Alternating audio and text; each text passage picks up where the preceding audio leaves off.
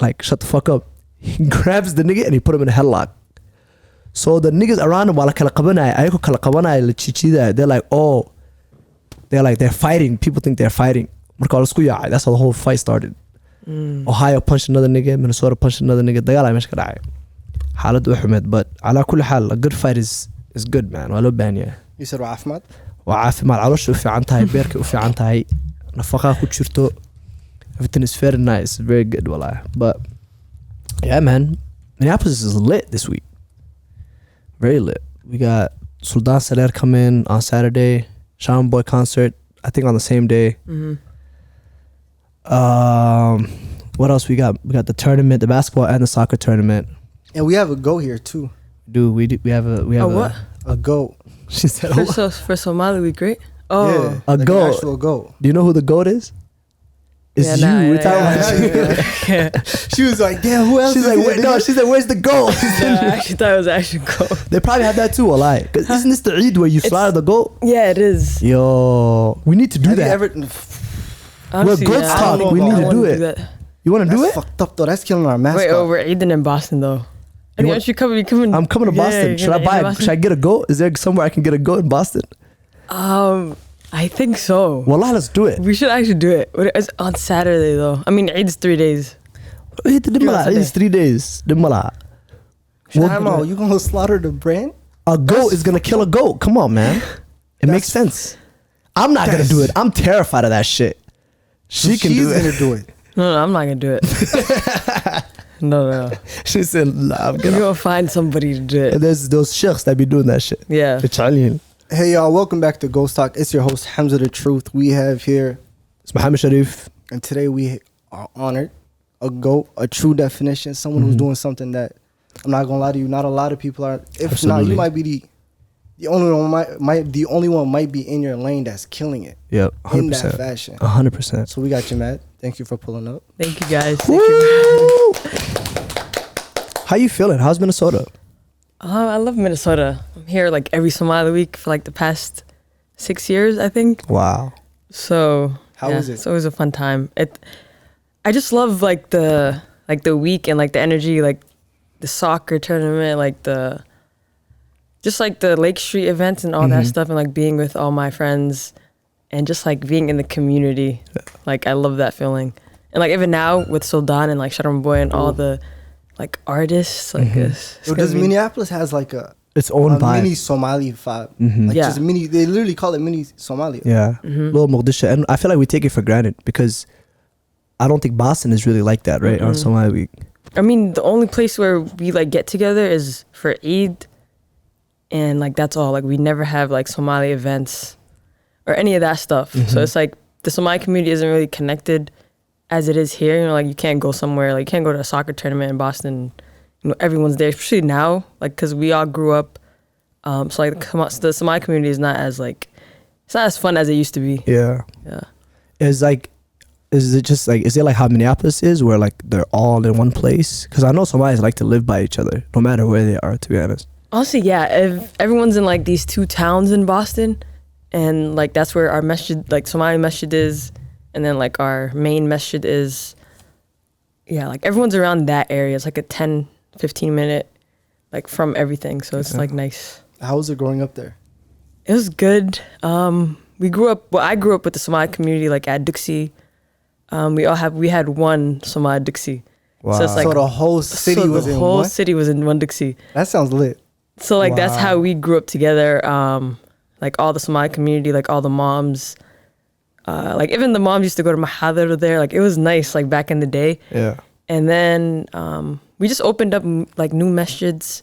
Like we have like Islamic Center for like the whole like New England area. It's like the biggest masjid we have in Boston. So like they opened that up, and then once they opened that up, like everybody moved on to like different like masjids and like communities, and like we started getting involved into like the Arab community. Yeah. Stuff like that. So it was nice. I love Duxie. Like all my friends, like all my close friends are from Duxie. And yeah. That's vibes, wallahi. Duxie and Duxie in Minnesota is almost like competition, I'm not gonna lie. Which is a good thing. That's khair, alhamdulillah. Like that we have so much different institutions that people can go to, and like they almost compete at one point. at some point, and they have their own basketball leagues and their own soccer leagues and all that. I love Boston, by the way. It's one of my favorite cities. Really?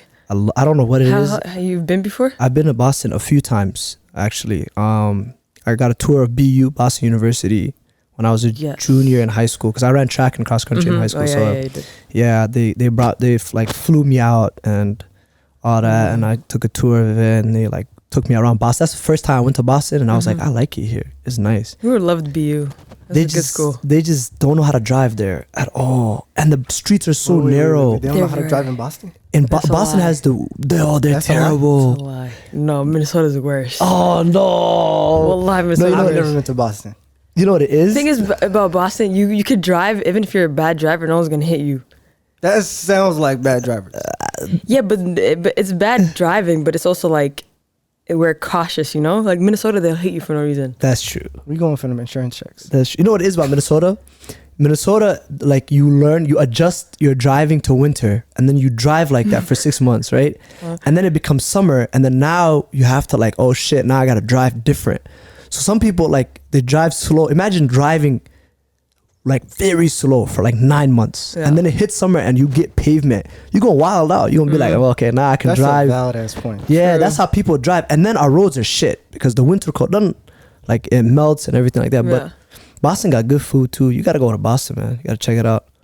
I'm not a fan of them Celtics. I never really had a reason. She said. I've been talking so much shit about the Celtics. Who you a fan of? Obviously I'm a Timberwolves fan. No, wait. First, ask them. Who were you talking shit to before? Because I know on Instagram there was a whole. Yusra? Was Yusra? Yeah, it was Yusra and her. I be every time. I swear. She's a Celtics fan. She is. She's a huge Celtics fan. She loves the Celtics. I don't know why.'s from Minnesota. It makes sense why she's a Celtics fan. I was born and raised with the Celtics, basically. Yeah. How did that loss feel? What was I? Where was I? I don't know, but all I remember, I was like clapping for them like this as they walked to the locker room. Yeah. And they were just like all walking by me. Did they lose at home? Yeah, we did lose at home. I think it was funny because I made a like post that day, and I was like, there's no like we lose at like they raised the trophy at our house. Yeah. Like in our city. How dare they? Like how dare they? Yeah. I like the fact that you said we. That's dope. I try not to say we, but like. That's your team. It is my team. Yeah, like basically because it's our city, but like, yeah, I'm gonna say. How does it feel like having a chance to win a championship? Because when I'm in Minnesota, it's not like that. It's a miracle if we win a playoff game. That's what I'm saying. That's why it's different. Yeah.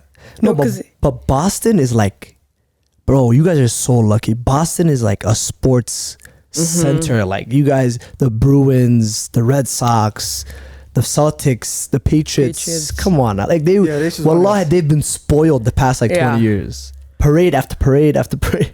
We're just sitting here like. Have you been to a parade before? Yeah, I have. It was 2018. I think the Red Sox won and the Patriots won that year. So my college, right? So they knew everybody was not coming to class. It was like a Wednesday, so everybody skipped class that day, and like we literally walked over to the parade because like the colleges are right next to each other, so like they're right in the city. So like Fenway, where the Red Sox place, like that's where the parades are. So we went, and then literally like a week after, or it was like a couple of months after, then we went to the Patriots parade. Bro, it's the fact that she said Fenway around there. That's usually where the parades are. I don't even know where they would have a parade here. That's how sad we. That's how sad. Lake Street, wallahi. Sidra alam bersina parade side. Wallahi, Sidra alam bersina. That would be so dope though. Wallahi, if the parade actually went through Sidra, that'd be so fire. But now, wallahi, we got no shot. I think we're cursed. Something's wrong with us. I think we got a shot though. Anthony Edwards is our savior. Yo, Kevin Durant, listen up. Where is he going? He's coming to Minnesota. No chance. Not. Is it Miami or? Yeah. He doesn't want Minnesota. He said Miami, and what was the other team? I saw Phoenix, but I think Devin Booker's re-signing with them, right? Yeah, and Brooklyn won't give away KD without getting Booker. We'll give D'Lo back. No, nobody, bro. Minnesota doesn't need anybody. We don't need anybody to come to us, bro. We really don't though. We have all the pieces. We have a big. Why we're losers. No, listen, niggas like this. We're fine. No, wallah, break it down to you. One superstar. We need a point guard. We need like a solid point guard. Does Patrick play for you guys? Beverly. Yeah. He's not really a point guard though. He's just a pest. Like he's just So annoying. Apparently the whole league hates him. makes sense. But that's kind of how he makes his money. If the whole league hates me and I get paid $21 million a year, well, it's whatever. 21. They pay him 21 a year. Something like that. I don't Sick. know. That's But like sick. though, look, we got one of. He's a little. Wallahi billah, I don't care if he sees this. He's a lame. Wallahi, Cat. Come on, bro. I'm not a fan. Cat's gonna start Twitch stream right now. Start talking shit. Oh, wallahi, he just gives me like the. Oh, that's how I feel. vibes. Huh? Yeah, well, I didn't want to say that. But something about Cat, there's just an innate softness about him. Yeah, chill out, what? It's too soft. And he's like 7-something, fam. Yeah. But he's a good person, When though. he wakes up though, when he plays, like I don't know what is it? Was it game 6 against the Grizzlies? There was a game where he came out and he scored like 6 straight, right off the It's bat. because he's hitting these threes, and I honestly think sometimes Somebody said Jordan Woods she kicked him out the house the day before.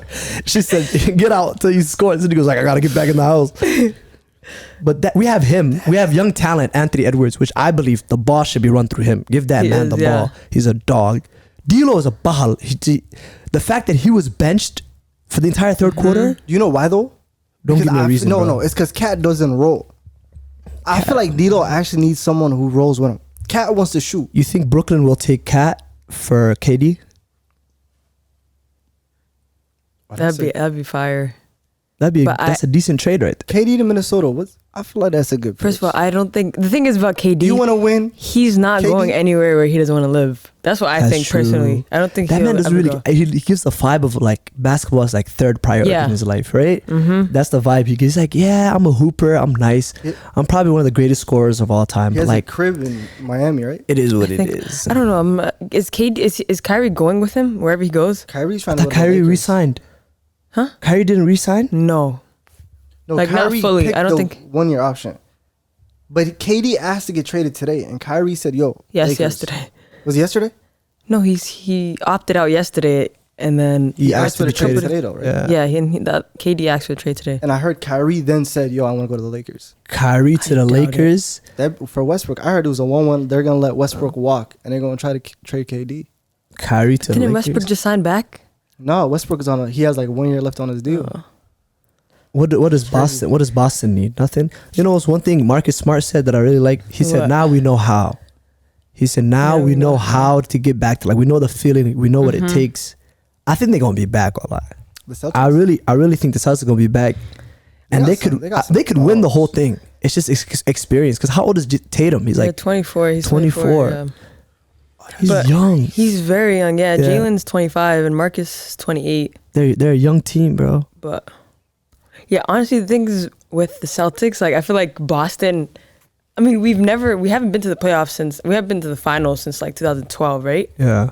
And then I just remember like I was like whatever was I 13 years old, like watching it like at my house, and then like to actually experience it like in person. Yeah. It was like different for the city, but I expected everybody like to be outside, like a flat screen TV outside the arena.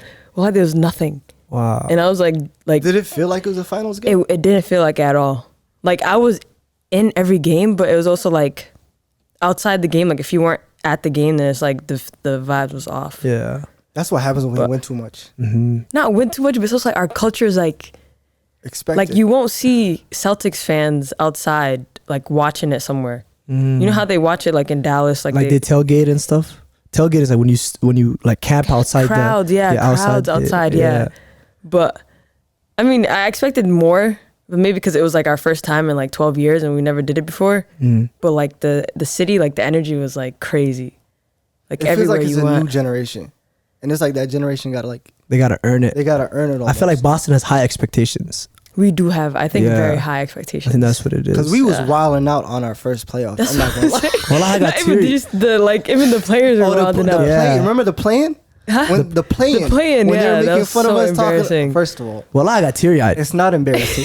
I got teary It eyed was emotional. That you guys won. when they were running around. I was Yeah. like, I was with them. Wait, time out. You saying that was embarrassing? That It was because they did a bit the only much. time, like, say, because Half Dev started crying, took his shirt off. You seen the meme? no, but actually, that I like that part. That was my favorite part when Because that was tough. that was tough. He beat the team that, That dropped traded him. him. That Yeah, traded him.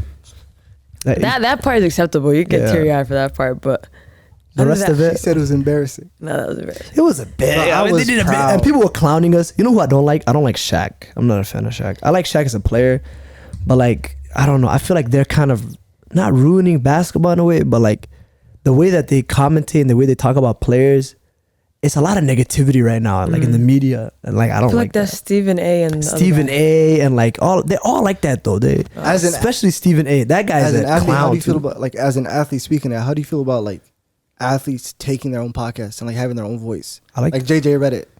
I like speaking facts now. I mean, I feel like because everybody respects JJ Redick and like everybody respects Draymond Green, like obviously, but I think them having their own podcast is like very important because it's like, oh, they have their own takes about it. If you think about it, like NBA players, like they're in their own like space, yeah, you know, in their own bubble. like they don't tell people outside information, you know, like unless you're like actually like cool with them, but like it's like their own little circle. You know Speak what I'm on talking it, because you do you feel like you're in the bubble, so like somewhat? Not really, cause it's like it's I feel like they're very closed off about it. Like even if I was like cool with like hella cool with them, like I'm not gonna ask them questions, cause it's like unless I'm related to somebody, then it's like okay, I can ask them a question. But it's like very What's the question you always wanted to ask someone? like do you like this guy, or like what do you think about him? Oh, Yeah. okay. Dirt. Huh? You're looking for dirt. Yeah. Is it? Do you think it's that deep though? I don't like. Okay, for example, when Kyrie left the Cavs and he went to Boston, and everybody was saying like, or wherever he went, or was it? No, it was LeBron that left. Am I tweaking? Who left who? LeBron left Kyrie. No, Kyrie left LeBron. Right? Kyrie did leave LeBron. Yeah, Kyrie left Yes. LeBron, and then LeBron was making that like last run, and then he went to the Lakers. People were making it seem like these guys like, Hate each other. hate Yeah. each other, right? And like in a way, I'm like maybe they might, but sometimes I think like, is it that deep? Do these guys low key just be dabbing each other up like after games and be like, or like is it actually like that? That's what I think about a lot after games. Whenever beefs and stuff like that happens, like That's a good question, because that's a question I always have too, right? But they actually they mess with each other, like they're cool, like they're very cool off the court. But it's like if they say they're playing a playoff series together, they're not gonna talk throughout the whole series. yeah, of course. Like they're just gonna be like quiet, like they're not gonna call each other or whatever. But like they're hella cool. Like I don't know if you said Draymond and Grant Williams, Yeah, but they were beefing everything, and then everybody's like, oh, why did they hug it out at the end? But it's like they have respect for each other, but it's like in the moment, it's like you hate them, and it's like also you can't say bad stuff about the other team because it's like I don't know. almost like taboo. Yes, You it's know like Yeah. You know what's so awkward? What I would have found awkward, like being in the bubble as a player. That would have been The weird. Like, it NBA, would've the been NBA bubble. weird. Yeah, that I wish they had like, they did like a documentary and they released it after the finals of like what it was like in the bubble. someone had Matisse Thybulle had his YouTube channel. No way. He has all his YouTube videos are from the bubble. Wasn't he And like you can buying see, coffee like- from Jimmy Butler too? Huh? Jimmy Butler was selling coffee and stuff. Yes, I remember those videos of yeah. that. He's asking you to lower your mic, sir. My beer's not in the camera. Thank you. It's okay. He actually had the whole thing, like what it was like, the rooms and everything. Yeah, but also another thing about like sports people, I don't think they show everything. Yeah, that's true. Like I feel like it was like little bits and pieces, but it wasn't like the full experience. It's also like, why do they hide that? I want to stuff? ask that though. How is like being like you've been around professional athletes? Like, how are their days scheduled? Like they must be training a lot, right? Like, or not really? Oh, she's about to. Oh, we about to I spill some don't tea. know. What's That's what I'd be your wondering. schedule like? Honestly, personally, me like Because I know you be training. yeah. For those of you, this is one thing I want to say. Okay, this is something I was waiting to address for a very long time, and I want your take on this. There are some gentlemen, who go to Lifetime maybe once a month, right? Go to Lifetime once a month. They hoop. They chuck up a couple basketballs, and they're like, "Yeah, man, I can beat a WNBA basketball player. Like, it's nothing. What the hell, right?" And like, what I tell them is, whatever you believe about women, whatever it may be, these people eat, breathe, and sleep basketball. They wake up, basketball. They get lunch, basketball. They go home with their kids, basketball, right? So like, I don't know. It's just like, when I see you work out and like you put the effort and the work into like your craft and your game, I feel like sometimes that's dismissed. You feel what I'm saying? Yeah. And some people are like, yeah, I can beat Jamad one-on-one. Because I'm like, but bro, like you play basketball like once a week, once a month. Like, can you though, really? So I don't know. It's also like one-on-one doesn't really like dictate who's better than who, you know? But it's also like for us, for training, like if you're a basketball player, you train to play 5-on-5 type shit, or like individual skills like dribbling or shooting. It's also like you don't train to beat somebody one-on-one. Yeah. You do a lot of like situational basketball. Situation. Like that's like, if you, because I mean when I was younger, I did practice a lot of one-on-one, but it's also like you could do one-on-one, but if you have help and someone comes from help, like are you really like practicing? You're not practicing nothing. Like it's a waste of time if you're practicing one-on-one skills, and like you're gonna have help defense either way, you know. What do you think about the WNBA take? The WNBA take, I don't know. I don't think these dudes understand how big these, like, how tall and strong and physical these WNBA players are. Like they literally. I'm talking about like just a typical guy, like 5'9", 5'10", slightly over, typical fara, slightly overweight, ponytail in the back. You know, he got a couple Black and Miles in the car. Typical nigga. Yeah, man. I can. Funny. I probably I'm not even in W, but I probably could bench more than them. Oh God. Like it's. I like, believe it. I really do. I believe it. How much are you benching? For the people that are wondering. I hurt their feelings. Honestly, like, what is it? 71, like 120, 125. Yeah, that's probably more than a lot of niggas. Yeah. But then it gets like these like, okay, you could act tough or you go to the gym, but these WM players, like they bench like 160, like 110, like they don't look strong, but they're very strong. Like I have my teammate who she was D1, like, but she played like D3 with us, but like she benches like crazy, and it's like, well, she could bench more than like all these people who be going to all the boys who be going to the gym. What was the nastiest, like, you probably played one-on-one with a guy, what was like the most disrespectful game, like the guy, like his feelings were hurt when you went home?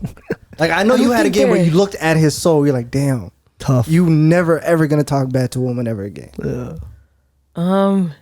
I think it was it was in DC when we went to DC, and then we were playing pickup with like some Somali boys, but it was other boys there as well.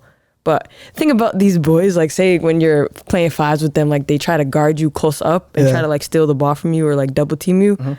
But he tried to do that, and I hate when people do that. Cause like I can easily like they think I won't go by them. Yeah, right? It's like slightly disrespectful. Yeah, it's very disrespectful. So I'm like, all right, and then I think I went by him and then I pulled back. And then when I pulled back, he fell.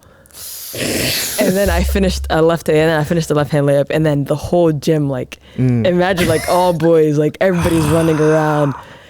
Everybody's running around. Nobody got a video, but that was probably like the craziest experience. I'm not gonna lie, you have probably one of the coldest handles I've seen. Yeah, like, just let alone just in general. Mashallah. Mashallah. How did you get to that point? Was it like at a young age you're like, yo, I'm gonna get cold handles, or was it just you slowly developed it? I think because I didn't have handles like when I was younger, right? So we used to go to AU practice and I sucked at every drill. I was terrible at every drill. And then I used to go home and then practice it better than the girls were doing it. Cause like, you know, all these girls, like I was the only Muslim one there, like only, so it was just like weird that I wasn't as good as them. It looked bad. Like I thought I looked bad. Like not just for me, but it's like, bro, you wear a qamar, you know, you got these leggings on, like t-shirt. And like the rest of the girls, like they're normal basically. So like you can't, always in my mind I was like, oh, I can't suck, you know, like I can't be, you know, that person who brings down like the entire religion because she sucks at basketball. You got know? like a chip on your shoulder. Yeah. So like that's always what like I grew up thinking about. And so I used to just every day, like in the morning, like before school, like my dad, like shout out Abu, every day he would take me in the morning, and then I used to take the bus to school, and then right after school I came back to the gym, the same gym, and then I used to just dribble. Like I didn't shoot or nothing, I just dribbled every day. But. So I think a big question that I wanted to ask was, what was your introduction to basketball? Like how did you like what was it like? Just did you just pick up a basketball and go like, yo, I'm about to just start hooping? Did you see it somewhere? What was that like? For a lot of hoopers, they don't. For me, I'm not a hooper, by the way. I'm not classifying myself as a hooper. But for me, I don't remember the first time like I picked up a basketball. I remember I just liked doing it my whole life, you know. So, I mean, I think because my older brother played basketball, so that's when, like, you know, if like your parents take him, then they got to take me along with him, you know. So like we used to go to the park. That's the thing in the Boston community. Like we have one park where everybody goes to like every summer. Yeah. So that's where like all the kids play basketball. Like we all grew up playing basketball there ever since we were like 10, 9 years old. And then, yeah, because like back then I was the only girl, you know, at the court, like with my brothers. And I had the excuse because I was playing with my brothers. But now, like if you look at it now, like all the girls are on the court. Like all the girls are playing basketball. Like no one really cares anymore. But it was like always a big deal because I was the only one who played. Was there a certain point where you had to like get on the court and get picked up, or was it like, do you know how people be like when you're picking up fives and they see you and they're like, yo, you got next? Yeah, you got five? Yeah, I got five. You got next. And then you come and there's like another group that says, yeah, we got five, but you see that they got two people with them.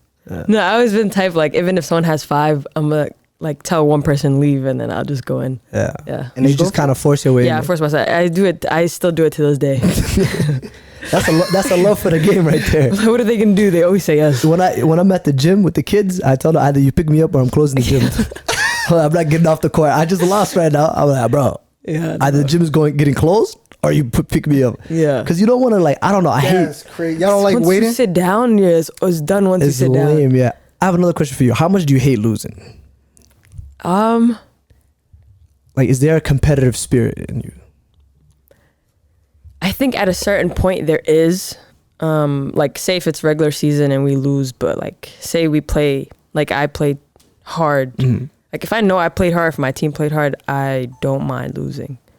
But, like, it's going to hurt for a little bit, but it's just like, all right, you'll just get it back, get better. But if we lose, like, a playoff game, like, say if we lost our playoff game this year, then that would have hurt for years, probably. What was it like playing college ball? It was the best experience, actually. One of the best experiences that I've ever had. I feel like life without basketball, like without college basketball, like I think this is the first summer that I'm not going into like a basketball season, like actually for like high school or college. So it's like very weird. It's very weird to me. It's like very awkward. It's like transitioning into a new life. Yeah.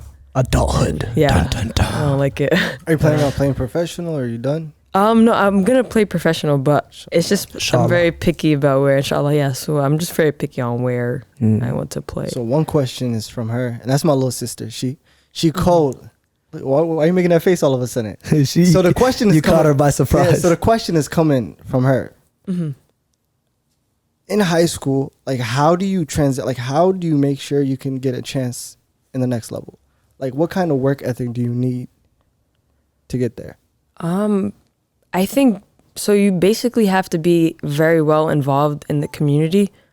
Because when I was in high school, like I was involved in the AU community. Like I knew all the coaches, like all the girls my age who played basketball, and like they were nice too. Mm-hmm. Like I feel like you have to know like the good girls. You have to surround yourself with like the nice players and like work out with them, and like people like what they're doing and make sure you don't like fall off. So like say. If someone gets better, then like make sure you're getting better too, and like just improve year after year. But the whole like from high school to college jump was, I kind of did it like alone basically, but like I did a hella research about what schools I wanted to go to, and then I made sure I only applied to schools that I could play basketball at, and so you just got to put videos together. Like my dad, he like helped me throughout my whole high school and college career too, but. Mashallah.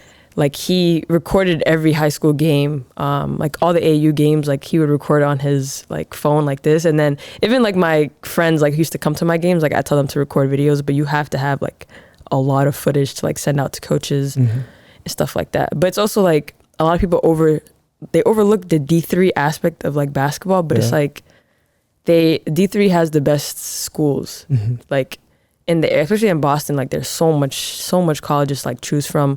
Which is good too. Like if I didn't have a lot of colleges to choose from, then it would have been bad, and I would have been like far away from home.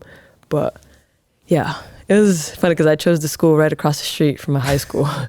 Did you go to a dorm or did you stay at home? My first year, I chose another school, and then just the whole basketball aspect, like I was obsessed with basketball, you know, Yeah. like every day I was in the gym, every night I was in the gym. And like once the season ended, you know, my teammates they weren't like me, you know, like they didn't have the drive like I did. So then I went to the school like cross street from Emmanuel, cross street from my high school. And those girls, like every day, like I was in the gym, they were in the gym. Like I was in the weight room, they're in the weight room. So then that I knew they were more competitive, like they won games. So that's why I moved over to that school. Yeah. And you guys ended up winning a championship there, right? Yeah, ever since I moved, we won back to back to back. So we repeated 3 You guys years. three-peated? 3 years in a row, Wow, mashallah. That's dope. She got rings at home. yeah. She got Three of three. them. She got 3 of them. It's nice though. I think playing college sports it's a different vibe for sure. I ran in college, not for long, but I did run in college What happened? because of COVID. I mean, like you got cut short because of COVID too, right? Yeah, but then I went back my last year, yeah. Yeah. I didn't get. I how didn't get a did chance to COVID do that. affect it? What was it? It was like, so basically they canceled the season, right? But then we found out in October that they were canceled the season. So mind you, we were still working out and everything. And then, wait, actually no, COVID happened right after the season ended. It's like 20. Yeah, like February, March. Yeah, so we played and then we made it to the second round of like the NCAA tournament and then we lost. And then a week later, the whole thing got canceled. So you guys were like, So we were like, thank God. ain't nobody winning, nigga. Yeah. But it was funny. And then the next year, like we thought we were gonna have the season again, and then it was going into my senior year, and then we found out October like they completely shut it down, and then that's when I was so depressed for like 2 days, and then I wasn't even supposed to go back for like my 5th year, but I think it took me like 4 months. I was asking around like, should I go back? And then Because you I had that ended up year, going. I had that year the of extra year. eligibility. Yeah. Yeah, but then I was like, what am I supposed to do in the extra year? And then my coach was like, oh, there's a like master's programs. And then I looked into that and I was like, might as well just get my master's and play in that extra year. So that was the greatest decision. Like, I feel like everything just works out, alhamdulillah, perfectly. Mashallah. That's dope. Nice. That's dope. You talk about your parents a lot. And I think for me, growing up, just being an athlete, like I don't think I could have done it without my parents either. Just the support that they showed and the love that they showed. Like they didn't necessarily have the chance to come to games and like come to meets and whatever, maybe because they was working or they were busy or whatever. But they showed love and like they showed that support. How important were your parents in this journey of basketball? So I feel like they were very, very, very important. I mean, they had different roles mostly because my dad, you know, he was like my ride or die, like always like try to convince my mom with me to let me play at first. And then he took me to like AU tournaments, like they were 2 hours, 3 hours away. And then he would just wait there with me all day. Like he came to all my high school games. Like my mom would come here and there because also there was kids at the house. Yeah, exactly. So they were younger. So when I got home from like practice or games, like my mom would, like the food would be ready for me, like ready to go. Oh, mashallah. Yeah, so it's like, alhamdulillah, like they were both very supportive. And then my mom realized like the importance of sports, I think when I was like a junior, senior in high school. So that's when she was like free, like I could travel places and play basketball. So like that's when like she turned her whole perspective on like sports changed. And your dad who? No, my dad didn't. My mom's mom played basketball back in Somalia. Oh, we got a whole list of questions now. Yeah. Wow. So I was confused. That's what I used That's the dope. excuse every day. I was like, Yeah. you can play, I can't play. Yeah. It's like they played back in Somalia with their hair out, you know, Did shorts. she play for the national team? Yeah, too? she played for the national team. Wow. Are you still? Do you contact Shout out her? to Abe, man. Yeah, I was just with her today. She lives here. Oh, for real? Yeah. How is that? Like having that? Like, do you guys like have a close bond where y'all could talk basketball? And No, not really, because I feel like family here, because I don't see them like every time I come to Minnesota. Yeah, you don't see them But often, it's basically. not really close. Yeah. This guy shouted out his sisters. My sisters are athletes as well. 2 of my sisters played basketball. They were both in the AAU circuits. And obviously they looked up to you very much, right? I think you met one of them. Yeah, I think hi, Marian. But you met one of them at the tournament. But mashallah, they look up to you and they think the world of you, mashallah, which is a great thing, and they think of you as a role model. How important is that like you inspire so much girls, especially Muslim girls, to like be able to, because my sisters used to be like, you see, she's doing it, I get to do it too. Exactly. You know what I mean? It's just like straight up, oh yeah, look, she's doing it, why can't I do it? You know? So that's important though, because I feel like for a lot of parents, that's all they really need is like kind of proof that, An okay, excuse, yeah, it's okay, like it's not that big of a deal. So just that, how important is it to you to be that role model, to show people that it is possible and that they can do it? I love that question. Yeah. But so I feel like when I was growing up, like I wrote about it in my college essay too, like basically when I was applying to colleges, but like I wanted to have that excuse when I was growing up, because it was like 8th grade, 9th grade, like my mom was not folding for me to play basketball, like at all.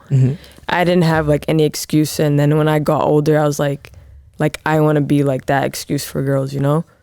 Because it was so like, well, I was so difficult. Like I think I spent 3 months every single day asking my mom to try out, like not even play, but just to try out, like to go to tryouts. Wow. Until she like finally folded after I lied to her and said like, I'll play 1 year, basically. And during that whole time, were you like training as well? Yeah, every day, like obsessed. Like I barely grew up. Like I didn't grow up with social cues, if that makes sense. I grew up when like I had no friends. Like high school, like right now, like I don't have any friends from high school. Like my only friends are from Duxie. But it's like, so it's just basketball, like my whole like time growing up. And like all the kids, like they would always like ask to hang out, and then I would literally just hop on the bus straight to like practice. And like everybody knew that, like everybody like they respected that. But yeah, high school was not. Was that it? It was not a fun time. It's not a fun time. I mean, I loved the training and everything. I loved the games, but yeah, my like the what's it called? Where do you think that's from? Is that just a love for the game?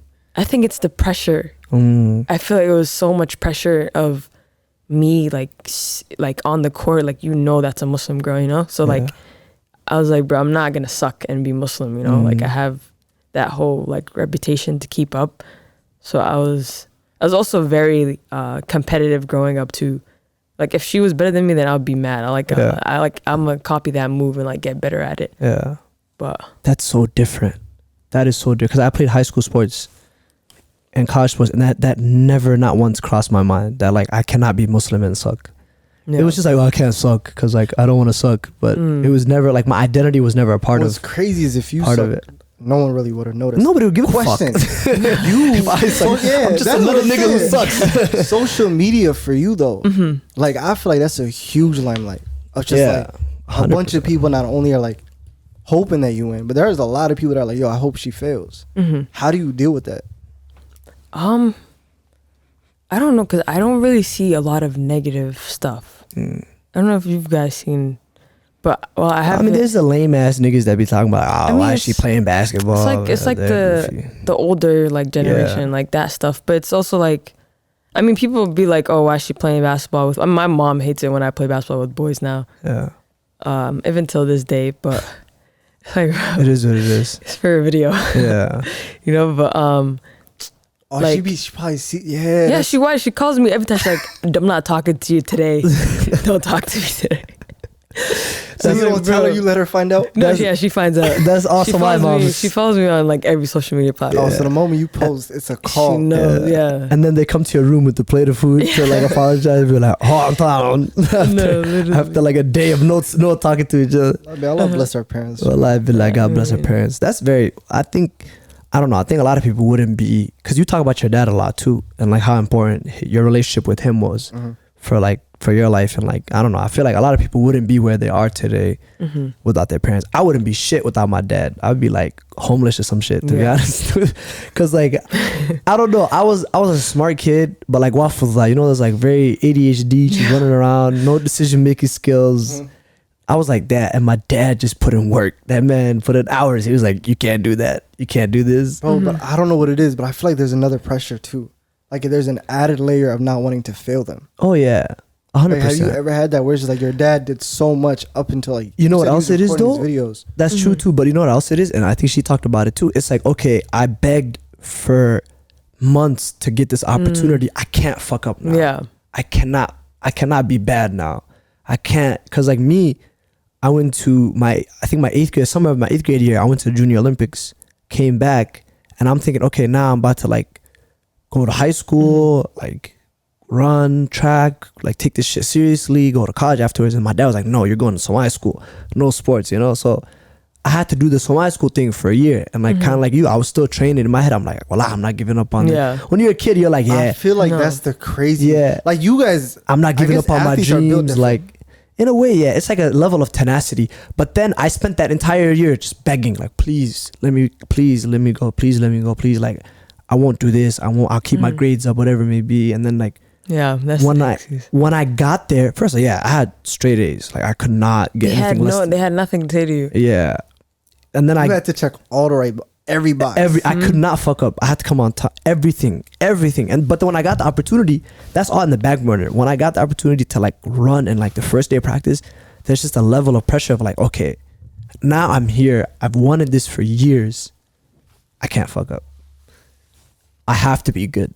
And if I'm not good, I at least have to put in 110% effort. It's that or like, or is that or nothing while I. So. Did you have a backup plan? No. At the same time, I'm gonna ask you, did you have a backup plan? No. I refused to go to college without playing basketball. Like in my head, I was not gonna go to school without having a sport. Yeah. That's crazy. That's the only reason I went to school. I am not a fan of school, to be honest. I do not like school. So the only reason I went to school was for sports. Yeah, for sports. That's it. Yeah, but also, I think people don't have that anymore. You know how like you like training and everything. I don't know the kids in this generation, but no one has that tenacity anymore, or like the hard work ethic. Bro, I'm not gonna lie. I feel like COVID made a lot of people like just like just lazy. It's not even lazy, bro. It's just they're thinking, damn, my nigga, like 2 years ago the world almost ended. I'm not investing in shit. Yeah. The world might end in another year, nigga. Fuck that. I'm about to be lazy till this bitch close. Yeah. Hell nah. But I don't know. You're right. That's what makes me mad about these little kids. Maybe it's that, or we're getting old. Maybe it's that too. We're just like, these youngings, they don't be working hard. Not yet. No, but it's like you see these kids, like even in like not even the Somali communities, other communities too. Like you go walk into a gym community center. Yeah. These kids are just playing 3-on-3. Like you won't see these kids working out. There's no kid in the corner with a tennis ball. Like, you're right. Have you seen that? Yeah, no. I've never seen that. I work at a gym. Not a single one of them does that. We have to beg these kids to play. Wallahi, we have to beg them to get better. I'm standing there like, yo, we're paying money to take out an AAU game in another state. Why are you not practicing? Do you feel like people fell out of love with sports and like fell in love with clout and what comes with sports? This is interesting because in a way, like athletes became celebrities in their own way. Not even like high school athletes became celebrities in their own way. And like it became, I don't know, maybe sometimes social media makes things unreachable. You know what I mean? It makes something seem so big and scary that like it's all the way over there. So these kids are like, oh yeah, there's no chance of me doing that shit, so I'm about to just kick it. That's my theory, but I don't know. Damn, I see. We talking shit about your people. I see it nice. I know the work she be putting in. She be at Lifetime 6 a.m. How she be telling me, putting up shots. When was the last time you went? When was the last time you went to go practice? Give it up. There we go. And then before that? Yesterday. There we go. Yeah, okay, here's my other theory. And I know you hate when you talk about your job, but you're in tech. There's a level of tenacity that you have with that. There's a level of like, if I'm gonna get this done, I have to get it done.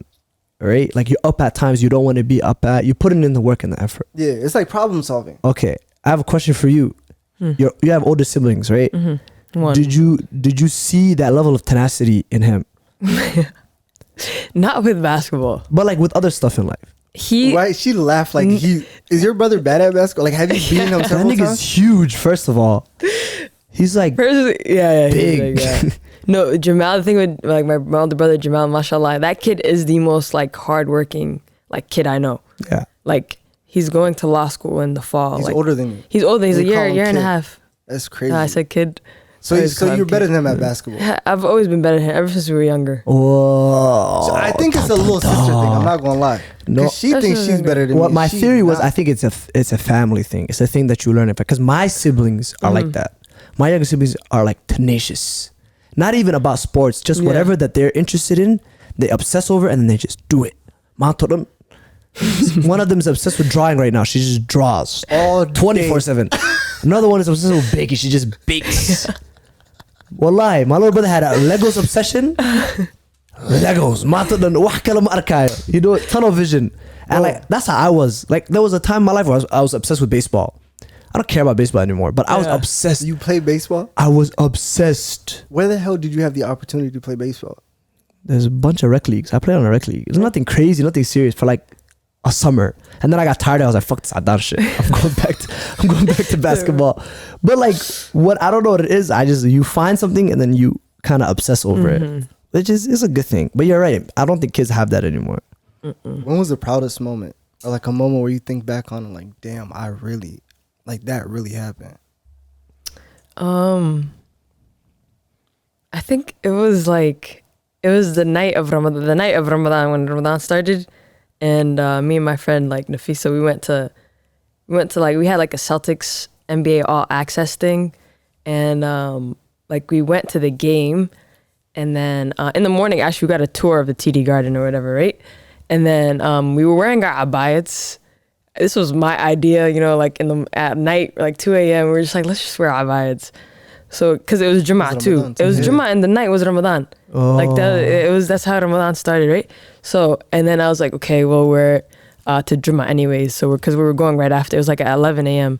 And then we wore it, and then we went to, and then like a random lady came up to us and like showed us. Now I'm telling you guys the whole story of my Tell us all. We got nothing but time. Go ahead. Talk Start from the beginning of the day.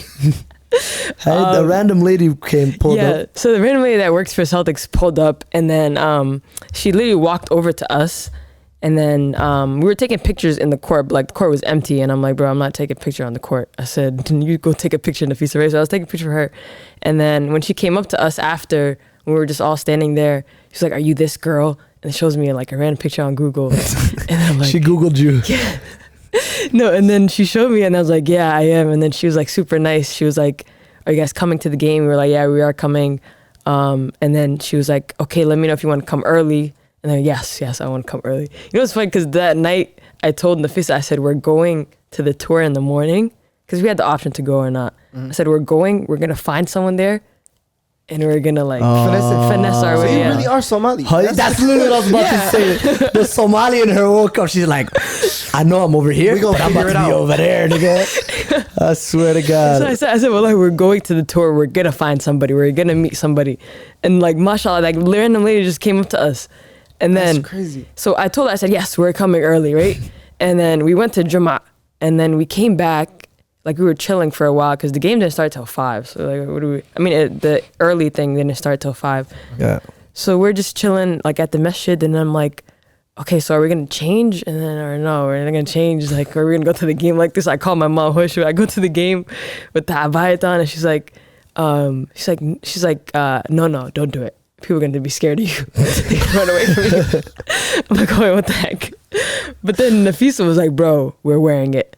It's the first night of Ramadan, and I'm like, okay, it's gonna be awkward. But it's funny because like a week before, I went to like a Lakers game, and like there was a couple, like a Muslim couple, and like the lady was wearing abaya, and she looked bomb.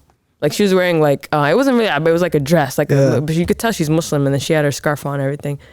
And ever since I'm like, wow, like she looks expensive, you know? Yeah. It's like mashallah, She right? looks like that Dubai money. Yeah, it's like people never see that before, but like I really liked the vibe. And then I was like, you know what, we'll just do it. Who cares? We're just gonna wear that vibes. And then wallahi, like I felt like a queen. Like imagine like everybody staring. Everybody, you guys look so pretty. Yeah. So it was like different. And then so what's it called? How did it happen? So we knew I knew the camera, like the videographers there, like the picture guys. And then like they were just all coming up to us. Plus we're early, so like we're the only ones in the crowd. Everybody's working out. I think it was the Pacers game. I don't even know who's on the Pacers. Oh, Lance, yeah. But so they're like all the Celtics players were working out and everything. And then so like everybody keeps coming up to us like who works for the Celtics, and they're like just introducing themselves. Like it's one after another.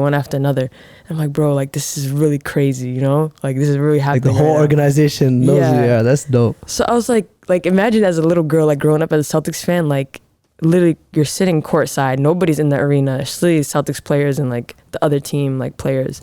So and then after, like the girl, like their social media girl, like came up to us, and then she was like, "We're gonna do some photos." And then I'm like, okay, this is weird. Mind you, everything just happened like right after. Boom. It happened quick. So it's like, I don't know what's going on. I'm just like in the moment, like, bro, like freaking Jalen and Jason are right there. Yeah. So it's like even like starstruck moment too. But and then we got to the game, and I think we were just watching them warm up, and then like Jalen walked over, and then he was like, I can't touch you. For Eid Mubarak, you know. So I was like, and me, I'm the biggest like Jalen fan. Like even growing up, and I don't get why people like people be making up stuff, but it's like, bro, I've been a fan of him ever since I was 16 years old, you know. But like him coming up to me, and then like he asked for the picture too, like which was crazy. But it was that's goosebumps. That's crazy. Yeah, imagine like I'm like, wow. And he said Ramadan Mubarak too, so I was like, mashallah, right? And then after the game too, we met Marcus, and then Marcus, like, he was like, "Oh, you the hooper girl," you know. Like, so it's like all these that's like wild. Yeah, it's like crazy. And then literally, I knew I was proud right when I went to bed that night, and I just stared at the picture. Like it was like the picture like the Celtics posted, and then the one where you're wearing it was so cold. And then you're dribbling the basketball, and it just looks like you're floating. That's wild. It was the one before that. It was like the one of me and Jalen, like picture of me and Jalen. Oh, okay, yeah, I seen that one too. And then like a couple other like photos and videos, but like I at least stared at it for like 20 minutes, and we're like, wow, like that really happened. He ain't play football. Huh? He's just a track star. That was I did play football. Hold on now, don't do that. Multi-sport athlete. Wait, what position? Play wide receiver and kick thought you return were and gonna putt say corner. return. No, I was a terrible corner. I couldn't play corner for shit. But continue. Yeah. He was talking about just that. What was the courtside experience like? I've sat courtside of a Lynx finals game, way back, like when I was in high school, and like Kevin Garnett was sitting over there, and Mark Dayton, the governor, was sitting like behind us, and like Magic Johnson was sitting like 3 rows that way. But the game was crazy. Finals? It was the finals, like the game when they okay. won Game 5. When the Lynx was on on the tear, yeah. That was a vibe. I had the fattest crush on Maya Moore. Still have. Nah. She touched my right hand. I never washed it. It's just been like that since 2017. Maya was a dog. Oh yeah, she was nice. She was really nice. But I That sat courtside experience, what was that like? No, I sat courtside one time. When it was game 1 of the Nets versus Celtics. Do you guys remember that game? Jason's game winner. Oh, did you? Did y'all sweep them? Huh? Yeah, we did sweep them. They're the reason that Nets are no more. Literally. Weren't they like picked to win too? Nets were picked. Yeah, they were picked to win. Yeah. And y'all sweep. That's disrespectful. Was that on your side? It was on my side. Well, how was It was the way? on my side. Well, I showed like It you literally. sitting here. I think I remember you was telling us like you were recording or something like that, or you said like, oh, this is gonna be a game winner, and he grabbed the button, he spun, and then he went up for a layup, and it just You have to play it out. Okay, so first I knew, because like they played in the other side first, right? So I was like, okay, they're gonna end the game on this side, and the game was going, and this is the game that Kyrie was going crazy, like, and he was talking like, shit. Everybody, Oh, he was flicking talking everybody shit. off. Yeah, it was the crazy game. I think Yeah, he had enough. He was like, he had enough. And then there's people and Boston people, they do not shut up, and it's so embarrassing because like especially courtside in Boston, you won't see a black person there. Like it's bare unless it's a rapper or like someone like in the who's really a rapper from Boston though? No, like say just like Lil visiting? Durk and like Oh, yeah, yeah. they were there one day, but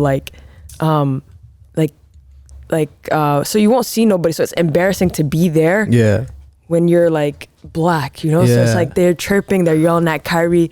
Wallahi was so like it But wasn't he dropped like 41. He did, but then Yeah. again, the way he was swearing, I'm like, bro, this dude is fasting right now. Was he going crazy though? Huh? Like, was he swearing too? He was. Like, I thought he it was just flicking bad. people off. No, he was like. He was like, Yo, that shit how was making me say laugh. You heard everything. I heard he said. everything he said. No, he did this, and then he inbounded the ball, hit like a spin His around mid-range shot, goes back and play. Like that's crazy. How do you just? I feel like they just turn off when the ball is inbounded or some crazy shit. How do you go from like arguing with a fan Yeah. to hitting a shot like that Bro, I got it. I don't in know. a finals game? That's He just was wild. killing that Yeah. game. Well, courtside, that kind of. KD sold him that series. I truly believe KD sold him that series. KD's trash. Terrible. I am the Biggest not, KD hater. Okay, not a hater. Are you a but LeBron fan? I am a LeBron fan. Ah, she knows greatness. I She love knows LeBron. greatness. Oh my goodness. LeBron is the GOAT. 1,000%. Oh, I just Alright. want to. I want to know like You can hear everything they say, like what they say to the refs. how fast does the game look? It's so annoying. Actually, I hate sitting courtside. Like closer is worse. Really? Maybe if you're like in the middle, is okay. Yeah. But you can't see nothing, especially the baseline. Like you can't see nothing. Because these niggas are huge. No, because the angle is just bad. Oh. Like if you're at a higher angle, it's okay. How was But- it? Did you have people coming up taking pictures while you were there that knew who you were? Nigga, the whole Celtics organization Well, came. but I'm just saying, They're like, like, just hi, regular nice to fans. meet you. I'm talking about like actual like Celtics fans. I mean, yeah, there's like a couple, but it's not really a lot. Yeah. I mean, yeah. You gotta have a really certain. well. You gotta have a certain net worth to be at a finals game, brother. These are rich white people. Yeah, the finals. The Especially finals in are Boston? sick. Cause it's like $7. I don't know. I checked. It was like a couple $1,000 for a game. Well, I was so close to buying tickets, and I was like, why would I do this for myself? And I was like, nah. Never mind. So the Yeah. Somalian in me. That's I, so dead. fin- I'm I gonna asked, finesse my not way. finesse. I asked everybody I knew. Yeah. I did not. There was no hashad whatsoever. That's good. That's what brought us. That's literally what brought us to where we are today in America. It's just No, like literally. Like not. We don't. it's No, like- no. I don't speak English. I don't have an education, But I know what I want. but I drive a Benz and I have 4 businesses. That's Somali people in Minnesota. That's Somali people in Minnesota. It's like, yup, no English, Somali, but I know how to change the gears in the Benz in the I mean, G my wagon. Do you guys know Barstool? I do know Barstool. Yeah. So it's run by Adans, like in Boston, you know, right? Yeah. Dave Portnoy. Is Yes. the owner? Yeah. They're from Idiots. Boston. They're from Boston. Huh? The pizza review Coffee. guy, right? Yeah. There's like pizza reviews. And Why? shit. Why? I didn't know that guy until like a week ago. Okay, this is What is Do you that? know him? What about Barstool though? I just don't. So did you guys see the what's it called? The Kyrie, Kim Jong. Did you see that? What is that? I just saw that. I was like, what's going on? What is? So I didn't understand why did they have all them niggas on that list, and what does Kyrie have to do with it? So Kyrie is basically a joke. So it's like they tweeted like Kyrie destroying all the teams that he leaves behind, like a meme or whatever. Oh, And then Kyrie tweeted back at them, and then they tweeted that shirt, right? Mind you, I'm like, bro, why would you put him? Like, see how racist it was? yeah. It was so weird. Boston's a Bro. very racist city. That's when I noticed. I was like, because I grew up defending Boston. Like, this place is not racist. Yeah. 1,000%. I don't think Boston is racist. Yeah. But like specific people are just like I understand why people hate Boston. Yo, I forgot he played for the Celtics. How He was it did. when he was playing there or when he left? I don't remember him playing for us. I never went to games until this year. When was that? Like 2018, It's 19? 2018, That was 19, a yeah. Yeah, 2018, 2019. No, but I don't think he destroyed the Celtics No, though. he didn't. They He were didn't. in the fucking finals. Bro, it was they the exact same literally loved team. him. Yeah. They all liked him. Like no one has hatred towards. I don't know why he got so much booze. I mean, it's because he disrespected like the little mascot thing. If you wanna see something crazy, look up just the environment. I'm not even right now. Back in the day, when the Lakers and the Celtics had a rivalry, Bird and it and was them? Bird and Magic, look up that environment and how racist it was, and how crazy it was, and the shit that was going on. It's like black and white. Allah. You would think right now, alhamdulillah, because I watched a documentary. It's like Is there even black people in the crowds? probably not in right? Boston. Probably not. Probably in LA, but not in Boston. you the only black Celtics fan I know. I'm just, Bro, it's so crazy. the Patriots are like that too. We was one time. I was I think it was for Game 4. I was sitting behind Dave Portnoy, right? So whatever his Yeah. name is. The whatever that- Barstool, that guy's a weirdo too. I'm not gonna freaking lie. weirdo. Yeah. Anyways, so I was sitting behind him, right? And then there was a guy behind him who was chirping at the Warriors bench, talking about like, oh, like you guys are bench players. Go back to your bench. Like he was coming at them like full force. And then Andre, the funny thing, you could hear all of them, like whatever they're saying to them, right?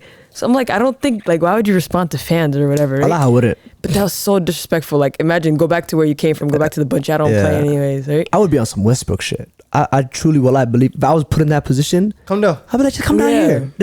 You want to talk? Just come here. Let's have a conversation.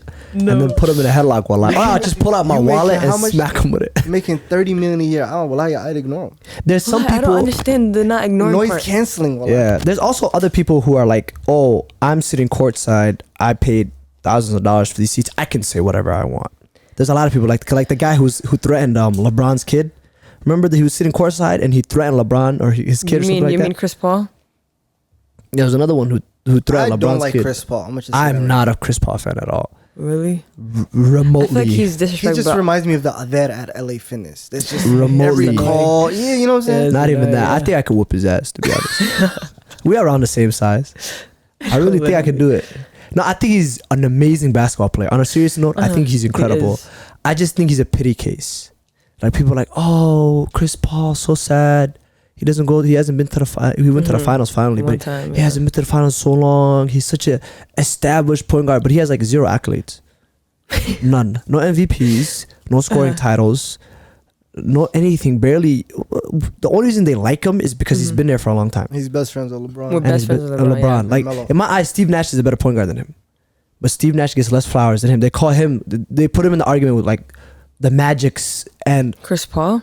Yeah, no, I think Steve Nash got more love than Chris Paul. No, wallahi they don't. Wallahi billah they don't. Well, we could do a poll. I think the OGs think Steve Nash. That's the OGs. The OGs, they know how to think. Yeah. They have basketball. Yeah, these young cats, they only watch highlights. That's what they do. They go on YouTube and they type in Chris Paul highlights. The song that you remember. Yeah. Used to do that when I was a kid.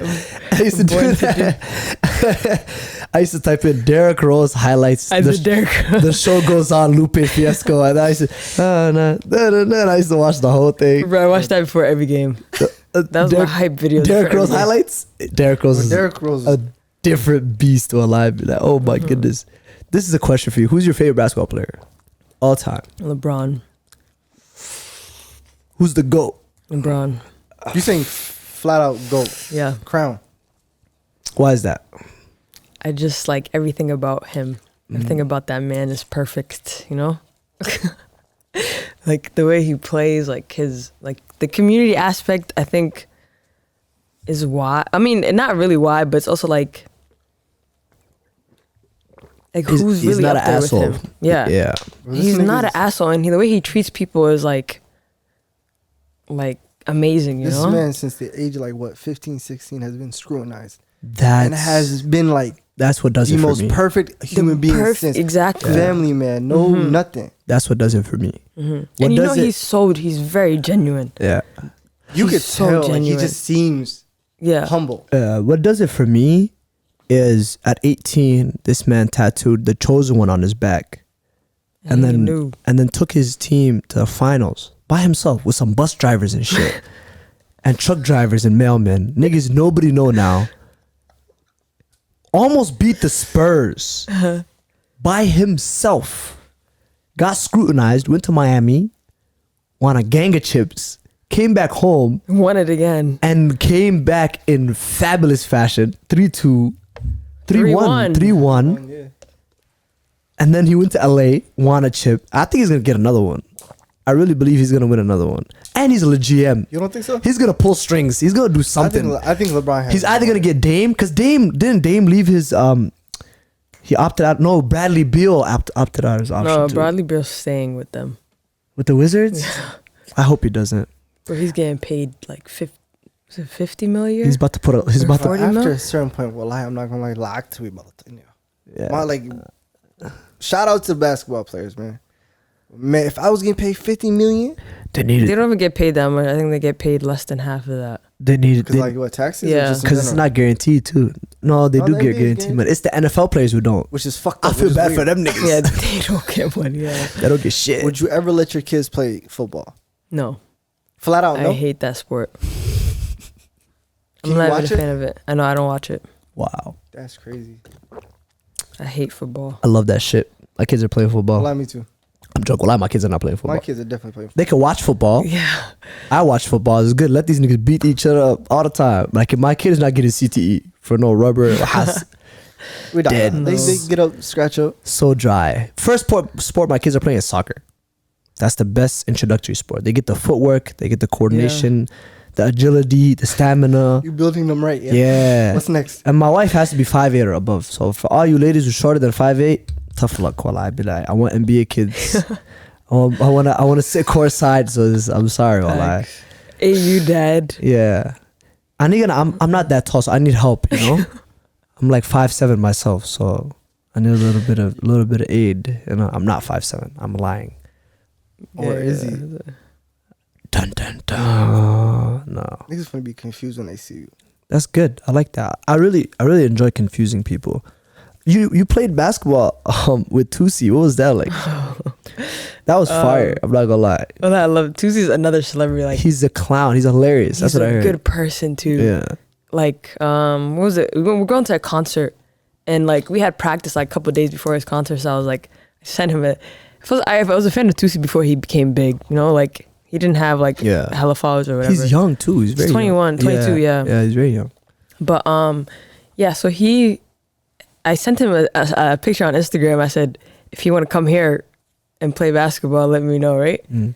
And then like after his concert, what did he say? And then I was like, because we went late to his concert, like mad late, because I had practice. So we went like, and then we were all the way in the back. And then I'm telling my friend who's with me, I'm like, yo, relax. We're going to see him after, right? Mm-hmm. I'm just like thinking of it in my mind. Everyone doesn't believe me, right? Yeah. So my teammates, they're at the court. And I'm like, bro, get the court ready. Make sure no one's there, or like clean it up or something, right? And then like I texted him. I was like, oh, like let me know if you still want to come. And then he was like, send me the ad. He was like, what's your number, right? So then I sent him the address and everything. But after that, like everybody, like it was just the girls, and then they all left because they were taking a little long to come. But and then it was crazy because when he got into the gym, like he didn't see nobody, because I was like, it's like weird if like he pulls up and like the whole freaking school is there, right? Mm-hmm. So like it was one of the girls that stayed, my teammates. She's like, she FaceTimed the boy, right? Like on the boys team, she FaceTimed one of them. Well, I not kid you, like 3 minutes later, they all showed up. Cause Tusi took the phone. He was like, yo, if y'all trying to play, come here. Like bring your team. Like we trying to play, right? Right. Well, like the whole boys team came, like their friends, everybody. And like the gym was closed. Like they weren't letting anybody inside. Mm. And then I was like, bro, I have to let them in. And then like the girl at the front desk is like college girl. So I was like, bro, please, like, come on. Don't hate. Don't hate on us come right on. And then like all the boys, they all ran upstairs, and then like they brought a speaker. It was like chill vibes. Yeah. And then he brought it was like 20 boys with him too that came with him. Is he nice? He's a shooter. He's okay. But no, it was vibes. It was vibes. So obviously you have like an identity that you have, and mashallah, you do a great job of like holding that to a higher standard. I know that you get a lot of opportunities to like collab with people. Mm-hmm.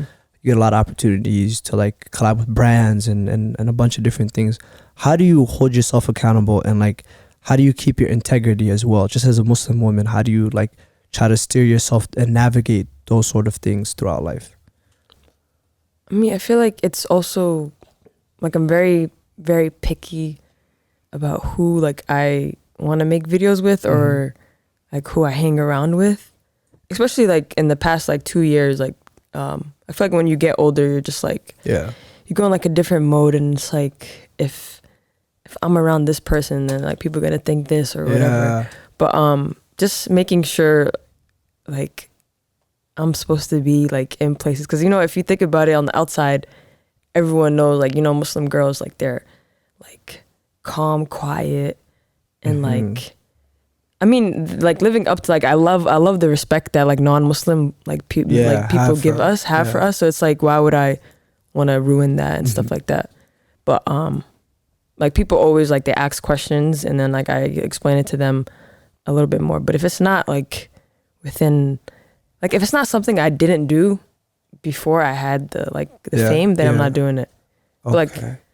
But like I'm not like If it makes sense, like I'm not gonna like change Yeah. what I'm doing if I didn't do it before. It's just staying on the same path. Yes, Like, the same thing. Like why switch it up just because like I've gotten these accolades or I've gotten the notoriety or whatever it may be? It's just you had a plan, you had an idea, you had something that you wanted to do. Why change it just because you got a little bit more? And I'm not gonna force it either. Yeah, Like, it has to be authentic for you. it's like authentic, but it's also like I'm not the type to like reach out to like these other people and want to collab. Like let's do a collab. Like bro, no. Yeah. It's just weird energy. But If there is one person you'd collab with, who would it be? LeBron.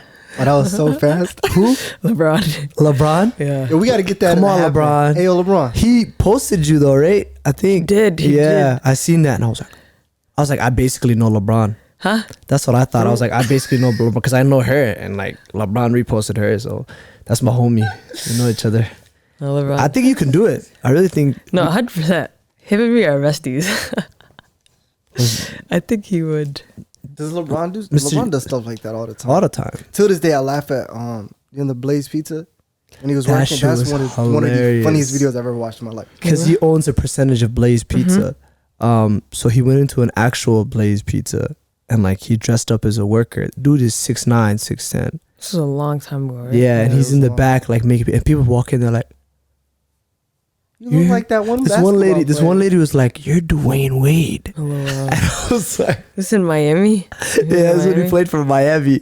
And then he was just serving people pizza and he was lying to them. They were like, "Are you a basketball player?" He's like, "Oh no, I don't. Do I look like I play basketball?" That nigga's low key. He kind of, he's a little jokester. I'm not gonna lie. He be clowning, but Outside of that'd basketball, that'd be dope. Any passions? Any projects that you work on that you really passionate about?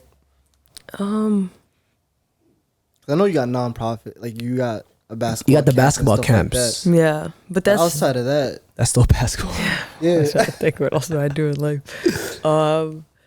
It's okay if you don't. Basketball's gotten you this far, mashallah. Yeah, I don't That's know. okay. If there was no such thing as basketball, what do you think you'd be doing? I'd probably right be in med school or something. Yeah, but she didn't have Bro? plan B. now? Yeah, there's no such thing as plan B. She had no plan Yeah. B. I mean, I feel like med school was my plan B. Oh, okay. Yeah. That's I did dope. buy from undergrad. How'd that go? Yeah, I would have never done it if I didn't have basketball. Mm. This is the hardest thing. But It's a med lot. school is still an option. Huh? But med school, you think you would have killed it? Yeah, 100%. But I feel like with the athlete work ethic, if you put it into anything else, you'd succeed. Yeah. Because I feel like a lot of people don't. Because work you know hard at what, all. playing sports, and this is why I tell all the parents, I'm gonna have my kids in school. I tell all parents and new parents, whoever, put your kids in sports. They don't have to be good at it. Only if they like it. Only if they want to do it. Don't force your kids into sports. And there's a gang of different sports. They don't have to play basketball, soccer, football, the popular ones. But what it teaches a kid is, if you put enough time and effort into something, you will get reward out of it.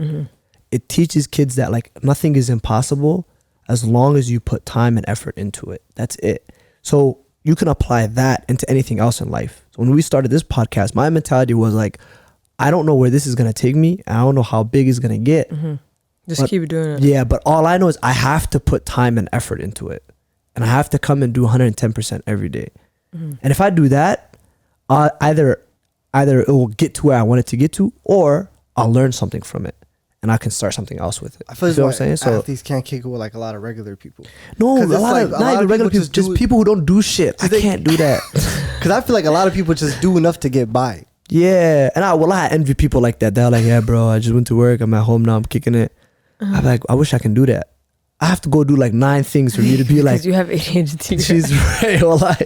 You can't stand He's still. sick. I cannot sit still. The kids look at me crazy. The kids I work with, because we all sit somewhere, and then like every 10, 15 minutes, I get up and I walk around.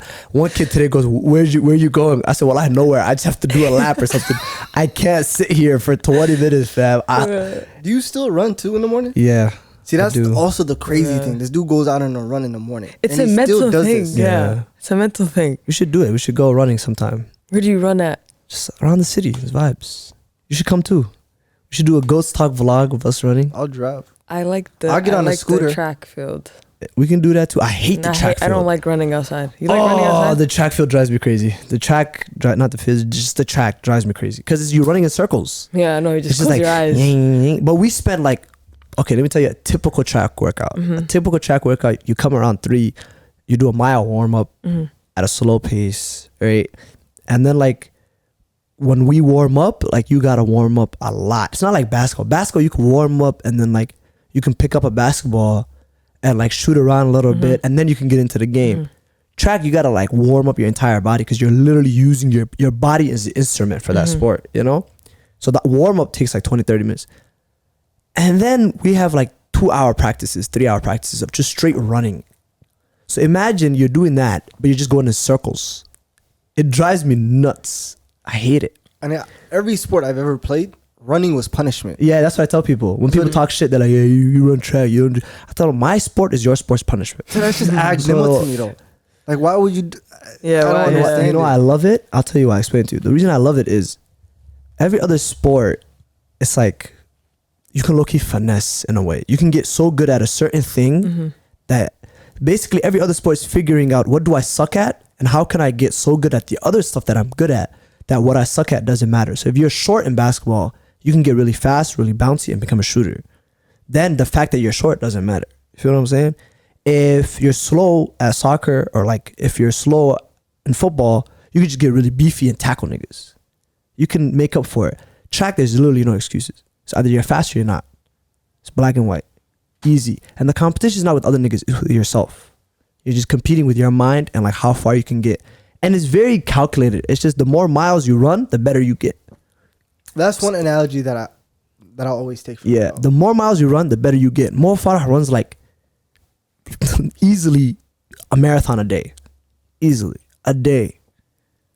So then like I don't understand it. That's Why- the sign. Don't feel bad. Don't feel do you bad not for do not like understanding. agility? Like, do you guys not do agility workouts? It's just straight up what you get to a certain point where it's just different types of running. That's it. There's tempo runs, there's hill runs, you get to a certain point where in college we worked out once a week. We did calisthenics once a week. It's just bullshit. Yeah, It's it's the just jumping stuff, right? Yeah, it's just when you run around, you do jumping jack. Has been why I went there and I did this just to make my coach happy because I knew in my head this don't mean shit. It's simple. You run for 20 miles, your muscle fibers tear, you sit, you sleep for like an hour, they heal, and your muscles get a little bit better, and your lung capacity gets a little bit better, and then you just keep doing it until either your body goes, biology, my nigga, GG's, this is how far you can go. Or if you're African like me and you're blessed, you can just keep pushing the limit. And it's literally you're pushing the human limit. You're trying to see how far. Every time, look, this is what I love about track. Every time somebody in track wins a gold medal, or most times, they create a new human record. Think about that. It's like if every time somebody won NBA Finals, they created a new milestone for humanity. When Usain Bolt won a gold medal, he pushed the limit for how fast a human being can go. So when it's 6:15 in the morning and you're running outside Cedar, Yeah. No, I'm just thinking about don't get fat, nigga. I'm just thinking about don't get fat, nigga. I'm nowhere near that. I'm just thinking about don't get fat, nigga. But I enjoy it. I like it. It helps clear my mind and like. There's probably a whole bunch of vibes, good but- benefits about it. I like to wake up. And I like it because it's unique. Not a lot of niggas can run. Like, you know what I'm saying? I Like, hate running. I don't like you hate running? That's what a lot of people say. I don't know. You gotta like. I feel like I'll do a mile and then I'm done.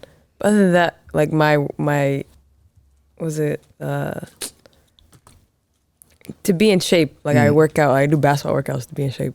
Like dribble, run, dribble. Well, was there a game where you were just so tired where you're like, yo, I gotta fix this shit. I gotta get Like, good keep at going? no, I gotta get my cardio right. Was there a point where you're just so physically exhausted in the game? You're like, yo, I need to take this more serious because I'm not working hard enough. Or were you always just it's easy, light work? Yeah. I don't know. I've Is never it been too really tired. Yeah. I've never been like really tired. Damn, that just No, might but be it's me. That's also- just a fat nigga thing. Yeah. Because I be getting tired. No, because quick. I don't. The thing is, whenever I do get tired and like I get like, oh my god, like I can't, right? But it's like, bro, you've been doing this since you were 14. Like you can't be tired. Like every morning you wake up, you do this, and like you want to get tired the last 5 minutes of the game. Like you're not losing to these freaking white girls, you know. Yeah. But like that's like what I think about it. Whenever I get tired, then I'm not tired anymore. It's a mental thing. Yeah, it's all mental. That's literally. I'm gonna hold try up. that next time. I'm gonna help you. Sit there I'm and I'm like, yo, these Adam There's girls a- are not gonna fuck me There's up. a I'm gonna book. fuck them up. There's a book. I forget what it's called. I'm gonna remember, or we'll tell people. Wallahi, but I tell everybody read this book.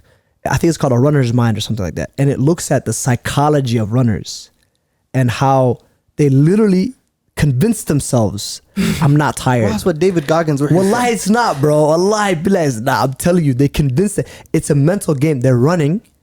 Literally, their muscles are giving out. You know who David Goggins is? The crazy nigga that used to be fat and then he got skinny. What did he do?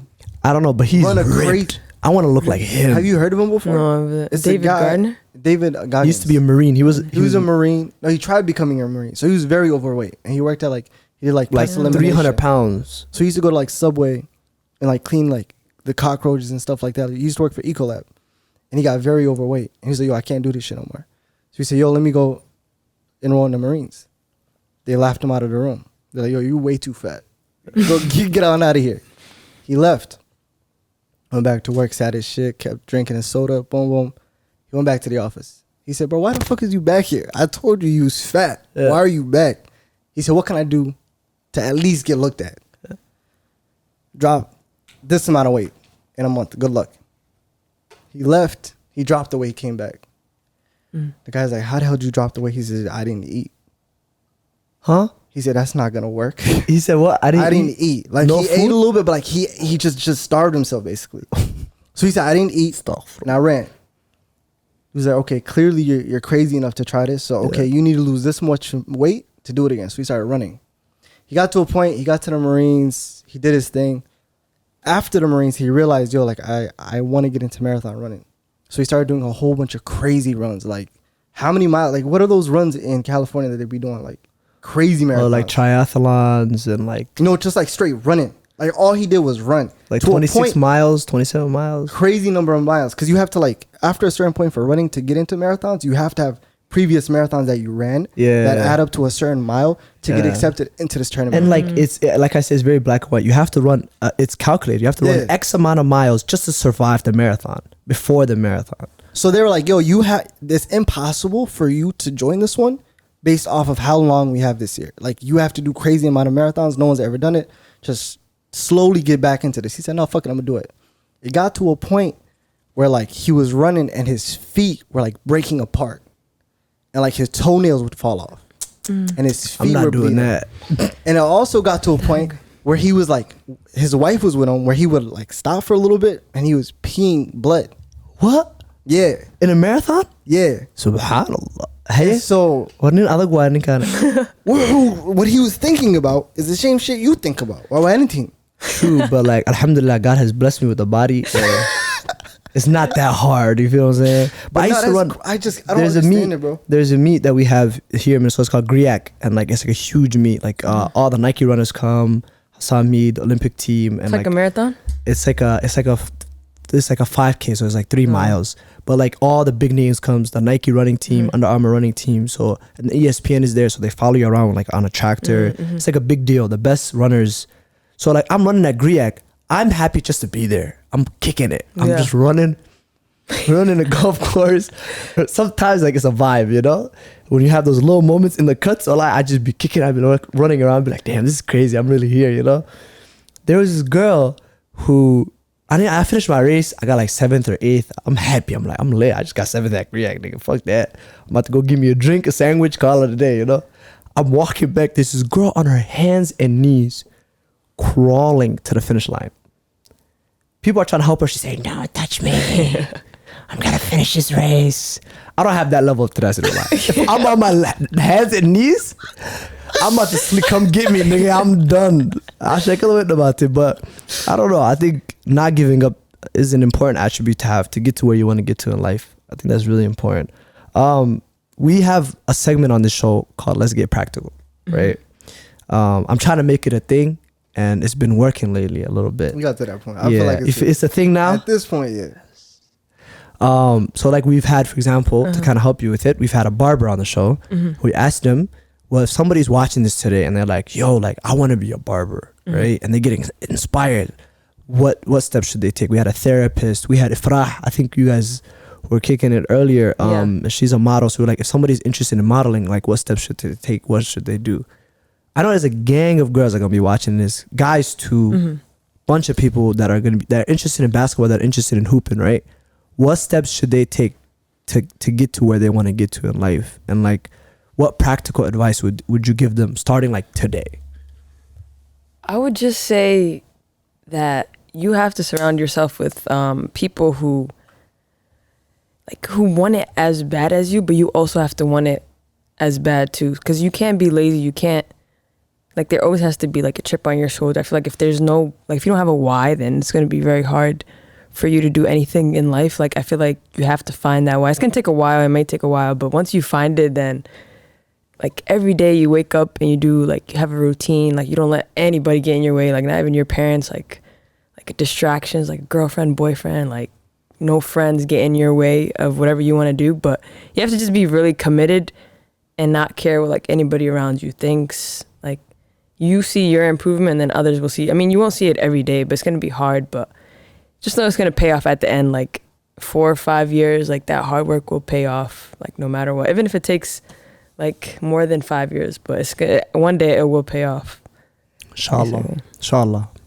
I like that. I'm inspired. I'm going to go follow my basketball hoop dreams. Make it to the league? Absolutely not. No shot I'm going to make it to the league. I'm going to get my ass whooped. I'm be sitting on the bench telling Curry about running techniques and be like, my nigga, listen, if you just keep running, your legs won't hurt. I promise. Yo, what was that like? Watching Curry play basketball. Oh my God.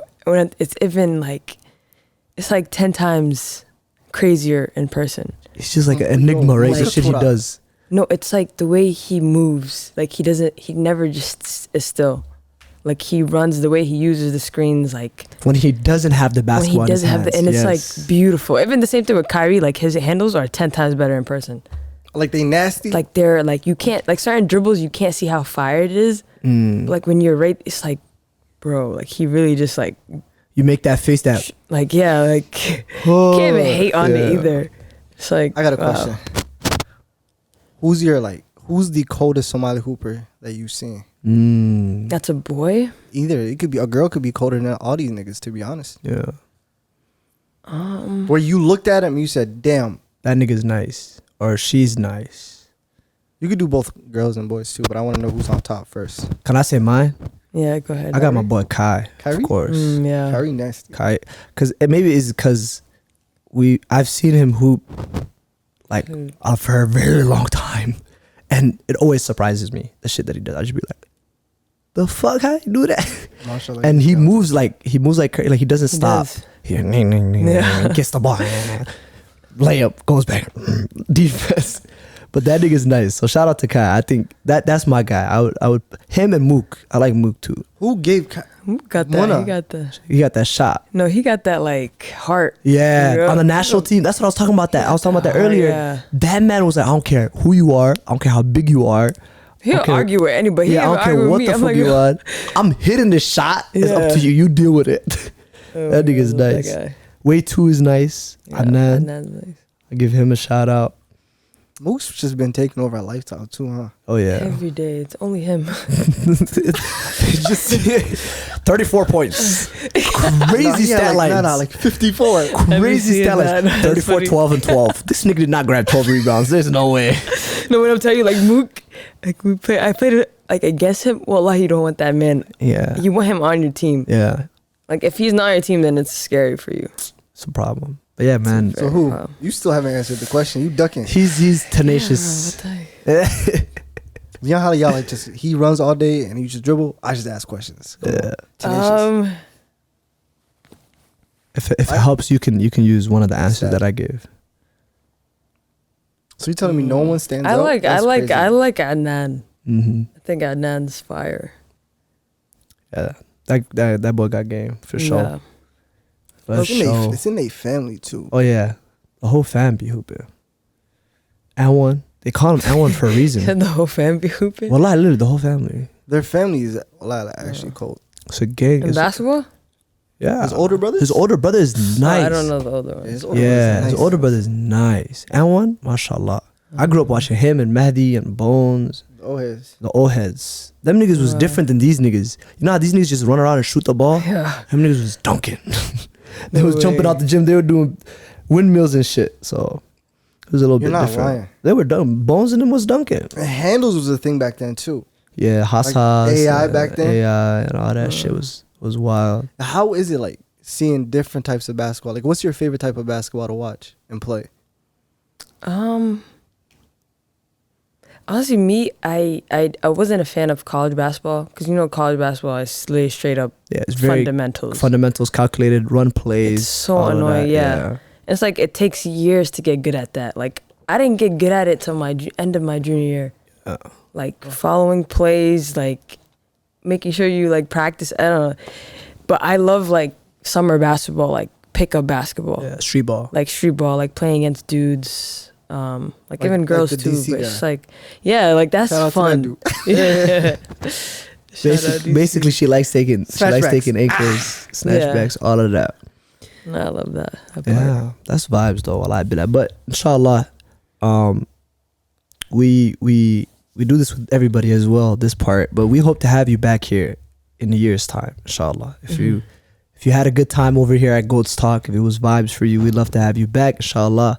And we kind of like to use the show kind of as a way. Damn, it's almost been a year since we started as well. No, it has been. It's been a year, right? Yeah. So Shout out to Demo Fly. we kind of we are in a better space in a way. It's better than your apartment, I'll tell you My that. apartment was fire. Nigga, there was gunshots in the background and shit.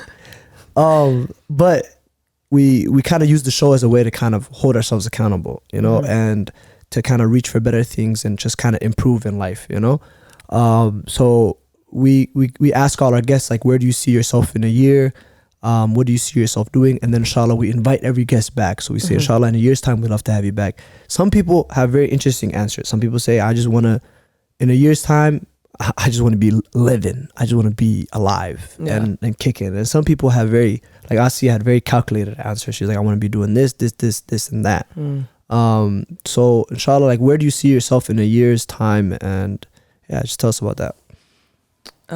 See, I'm not a very calculated person. I'm very go with the flow type of vibe, but just like better, like individual that I am, like at this point.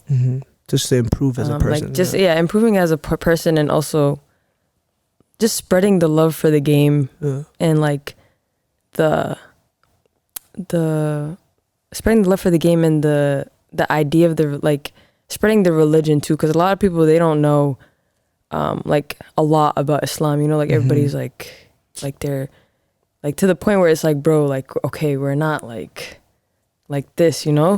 But it's also like just spreading that impact and like making people see like the coolness of like the religion and like, oh, like we're chill, like we do, like we play sports, and like making that impact like bigger than it is like now, like not only our community but like the other communities, like not only in the US but also like around the world, and seeing how the impact, like how like the camps could go also like to different countries and getting those girls to play. Have you been to Somalia? I'm going at the end of August for the first time. Inshallah. That's gonna be nice. Inshallah. Yeah. But that's dope. I think this is a part that Hamza really likes to do, but I'm gonna take the reins for it. Before we wrap up, inshallah, we like to give people their flowers on this show too. And wallah, mashallah, like you're doing incredible things, and you know, may Allah continue to bless you, and may Allah protect you, inshallah, throughout all this. And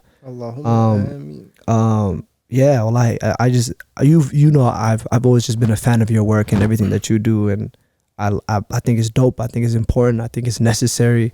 But I like that you're still having fun with it, and you're doing your thing, and you're doing it in your own way, in your own style. And like you said, you're spreading the deen and the faith and the haqq with it as well. So inshallah, in a year's time, we'd love to have you back. And yeah, that's been a wrap. Thank you for coming. Inshallah. That's Thank it. you.